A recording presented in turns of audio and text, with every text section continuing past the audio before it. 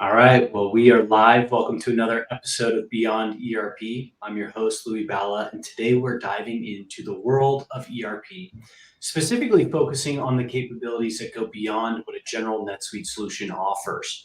Joining us is Caleb Schmitz, CRO at Anchor Group. Caleb is a dynamic leader and agile project manager with extensive experience in ERP implementations, including Suite Commerce Advanced. We're going to be covering a lot of that today. I'm here with my co-host, Gina Ostrowsky. Let's get started. All right. Hey, Caleb. Glad you're Hi with there. us. Good. Definitely. So let's start off by just talking a little bit about your journey and as a CRO, Chief Revenue Officer, how you approach leadership, agile project management, and especially in this dynamic field of NetSuite development.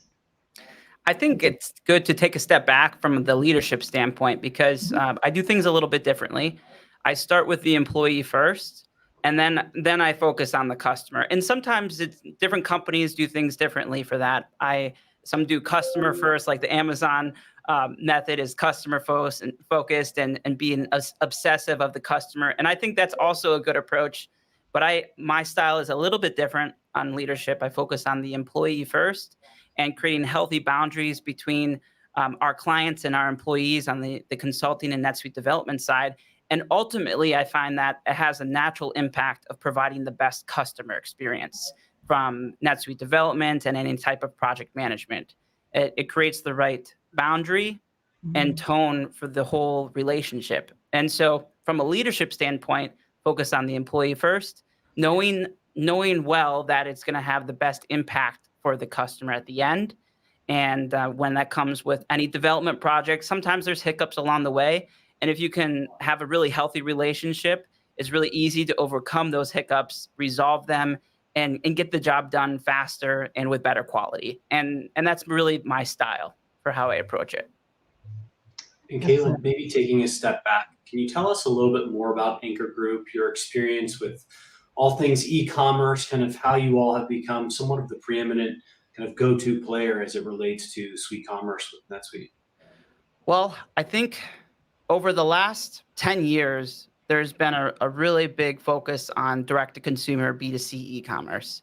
And over the last, we'll say, even over the last 4 years or so, the B2B side of e-commerce is really picking up. And I find that that's where Suite Commerce plays really well in the NetSuite ecosystem because it sits on top of NetSuite. There's no integration required. It plays really well and to be able to surface that ERP data into the web store for your B2B customers. And even though Suite Commerce does both B2B and B2C, it has a really good, strong emphasis on that B2B side. And I think over the next 10 years, that will continue to grow as B2B is catching up and getting more of their customer portals online. And we put a lot of emphasis on that side of our business in general because of where I think the market is trending on the B2B side.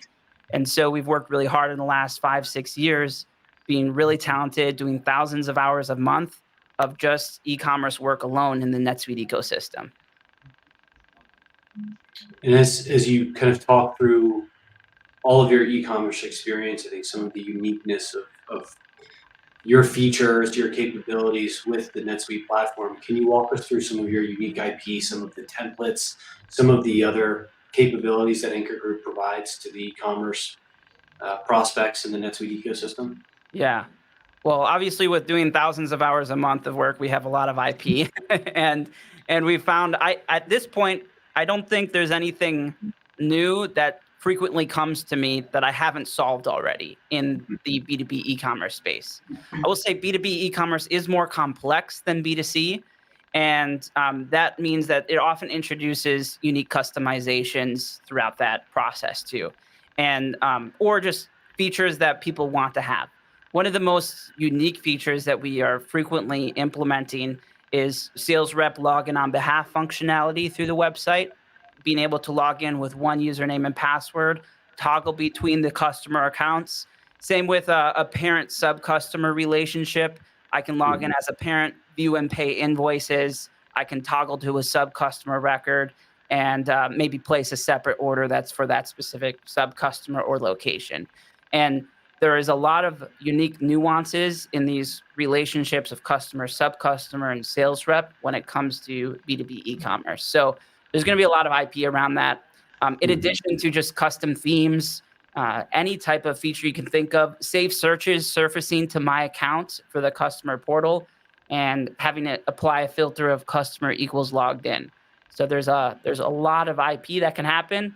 And those are just a handful of examples that I've seen in the B2B space quite regularly. And I think, if you could maybe, having gone through all of that, paint a couple of examples, maybe some of the customer success stories you've had as of late, just for the audience to maybe see if there's some semblance of what they're trying to go through as you just kind of went through all the feature set there.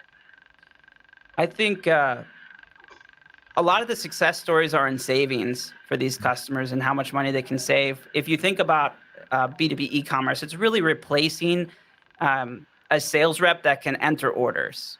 But that sales rep, meaning the e-commerce, can enter in unlimited amount of orders, whereas a single sales rep has a limit in what they can do in a particular day. So we're able to capture more orders, get them into NetSuite, and the licensing structure of SuiteCommerce is really favorable for these scenarios because it's not based on a per transaction or a per order. It's just straight licensing. And that helps people save a lot of money because the overhead of these sales rep entering in orders is being eliminated almost entirely. And I'll take another example in the B2B space. Let's say you're doing 20, 30 million in annual revenue through e-commerce and a B2B site. If you're paying on a per transaction, that could cost you $500,000 a year and pretty easily. So there's a lot of benefits and savings on the SuiteCommerce side so that you don't have to pay that per transaction fee and really utilize portals and a more traditional e-commerce experience for your B2B customers. So there's a lot of savings and successes on purely the licensing, the licensing alone. And in addition to being able to have features that they've never had before. And I think that's a critical piece. I know you've shared that with us in the past, and it is wild how a lot of folks don't really do a true audit of their Shopify or Magento accounts and realize, oh my God, I'm spending $500,000 a year. And not something you really see NetSuite from a marketing standpoint touting, probably trying to keep the relationships pretty happy with those other e-commerce platforms, but it's a huge feather in the SuiteCommerce cap. In that vein, any other critical differentiators that are worth noting, as far as SuiteCommerce Advanced just being light years or very unique, uniquely positioned in a better fashion than some of the big players in the room? Yeah, well, there's a number of them. And I think at some point it's worth doing a description of the difference between SuiteCommerce and SuiteCommerce Advanced. Luckily, nowadays, we can pretty much do everything on SuiteCommerce and don't need SuiteCommerce Advanced because there's methods for getting to what you need to do. But one of the biggest differentiators between SuiteCommerce and another solution is one that I think I've already mentioned is not having an integration. That saves a lot of effort and time to set up if you have to save that. You can save that money and not being licensing on the integration itself. So that's one key piece. But from another key differentiator between SuiteCommerce and other e-commerce solutions is that a lot of the other e-commerce solutions don't truly give you full access to the customer My Account to be edited or even the checkout. And SuiteCommerce does give you that ability to modify the checkout experience as well as the customer My Account beyond just the shopping. Most of the other e-commerce solutions only let you modify the shopping component itself. So the fact that you get full access to do what you need to do and surface data and make it conditional based on the customer logged in is a very big advantage to have SuiteCommerce. That's neat.